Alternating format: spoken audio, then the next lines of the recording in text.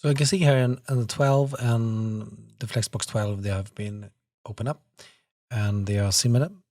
And you can see here that we have almost the same setup as we did previously, but we've also started to introduce a new thing. Instead of starting talking about align content, we're aligning items. Now, items is a different thing. We're not content, it's like basic going for all the content.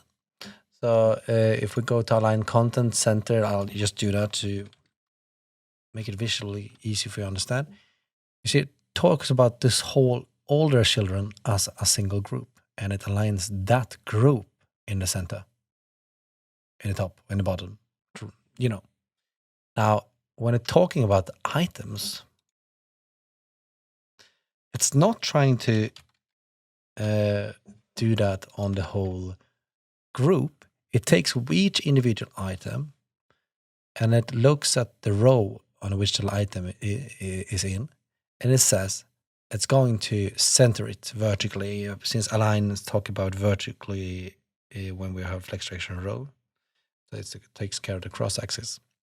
So we have it vertically centers it instead of it could do stretch, I guess, and take up the whole one, but it's vertically centering it right now. It can also have be at the bottom of the row, flex end, and it could also be at the top. And this is actually a place I find the flex baseline kind of useful sometimes to align with text and stuff. Now, that is what's going on. We're not looking at the content as a whole. We're talking about the items, and we are going to go down here and we'll take a look at another one. And it's the same thing going on here. We're saying align items, and this is not dependent on any flex direction. Justify is always the horizontal, and align is always the vertical. And now we got the possibility to center them the same way. So we have start, end, center. This one has something more though. I can continue leveraging the power of two-dimensional layouts. I can also make this one justify items. So justify items from the base, I think it's on stretch. I think it's like this, nothing will change. This is the basics.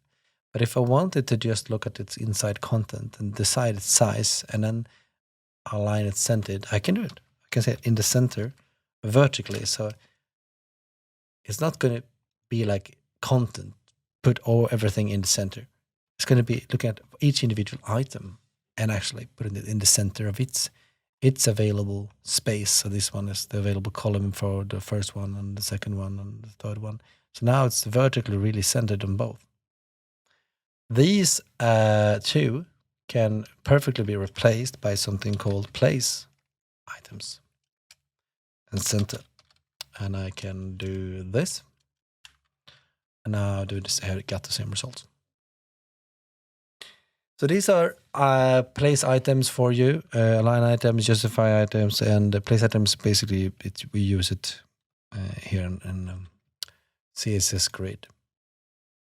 I don't know if you can use it in Flexbox. I haven't even tried. It's kind of a new property, and most of the time I use CSS Grid for my own projects. So you can feel free to try if you want to. Justify items. I'm going to go back to the basics here where we were from the beginning, which is basically it's there, right? Cool. And in the next video, you will not see me talking about Flexbox anymore.